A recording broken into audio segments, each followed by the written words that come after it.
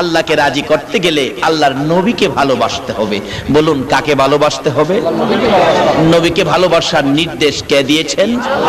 আরো যদি বলুন কে দিয়েছেন? কোন নবীকে ভালোবাসবেন? যে নবীর উপর আমার আল্লাহ নিজে 24 ঘন্টা দুরূদ ও সালাম প্রেরণ করতেছে। অস্বীকার করতে পারবেন কেউ?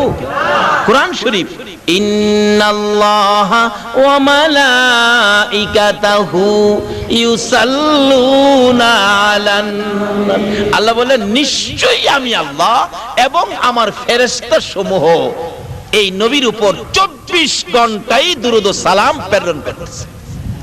এই নবীকে ভালোবাসলে লাভ হয় না লস হয়? শুধু মানুষ নয়, সোনার মদিনায় যাইয়া দেখেন এই নবীকে ভালোবাসা দিয়েছে একটা মৃত গাছ যার নাম হলো উস্তুনে হান্নানা।